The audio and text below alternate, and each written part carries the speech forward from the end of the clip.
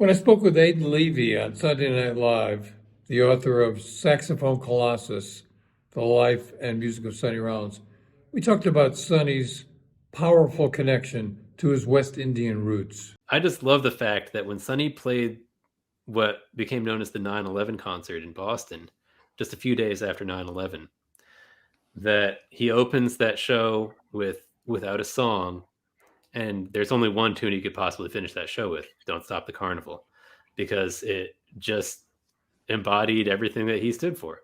Don't stop the carnival, keep it going.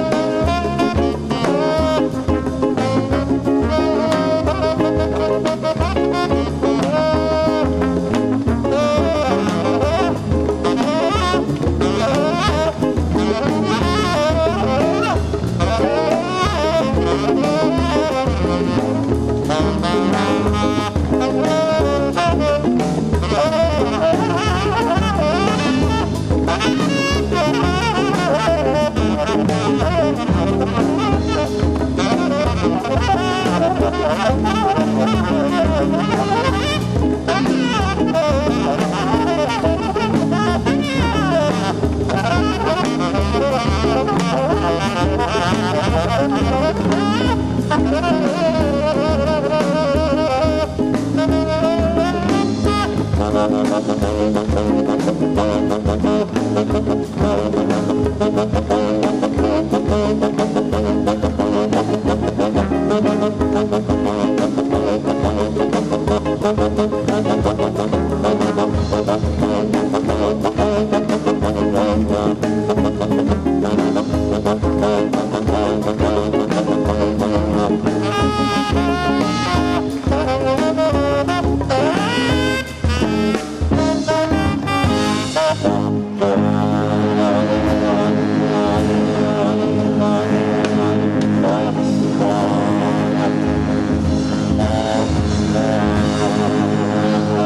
start off, Sonny was the first person in his family who was not born in the West Indies. So he was born in New York. Everyone else in the family was born in the West Indies. And he grew up in a proud West Indian family, and he was steeped in West Indian cultural traditions. So his mother, Valborg, took him to calypso dances when he was very young.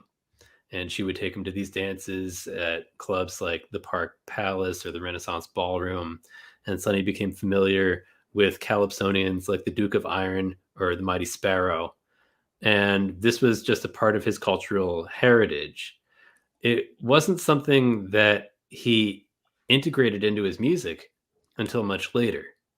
Although he always had that sense of rhythm, he didn't make that bridge until he recorded St. Thomas on Saxophone Colossus, which was a tune that he first heard from his mother, that his mother sang to him when he was in his early childhood.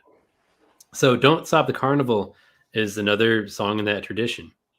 And Sonny recorded that on the album What's New after he signed to RCA.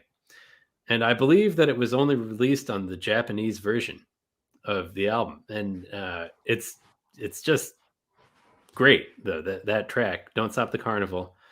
Was that the one with there's like a choir, there's like vocals on there? And there's a choir, and Sonny wrote these special lyrics for it that I found in his archive. And I really wanted to know who were the singers in the choir, because it just was interesting to me. And I found these old log sheets in the archive that just had a first initial and a last name, but the names were fairly common, so it was kind of hard to figure it out. And I just looked deeper and deeper until I found what it was. And it was the music director for this session was a guy named Howard Roberts, who was the music director for Harry Belafonte, who grew up in the same neighborhood as Sonny. And the singers on that record also sang with Harry Belafonte. So you have that connection there between Sonny and Belafonte. And I just I love that record. And I think that Don't Stop the Carnival, which became such a theme song for Sonny and something that would end so many of his shows, really reflects just a sense of the life force that is Sonny Rollins and just a continuity of life. And we heard there in that excerpt from Don't Stop the Carnival that it just keeps repeating. It just keeps repeating. And I just love the fact that when Sonny played what became known as the 9/11 concert in Boston, just a few days after 9/11, that he opens that show without a song, and there's only one tune he could possibly finish that show with, Don't Stop the Carnival, because it just embodied everything that he stood for. Don't stop the carnival, keep it going. Just keep coming back and play the tune again until you get it right. But also just to celebrate life. And like I said, just the life force that you hear in what we just heard. And anytime that any recording you have of Sonny Rollins playing Don't Stop the Carnival, you can hear it there. So it's just a beautiful expression of life. This is a phrase that Jimmy Heath used when I talked to him. Expressions of life. Something that he found in Sonny. Yeah, Sonny has a very powerful life force. There's no doubt about that.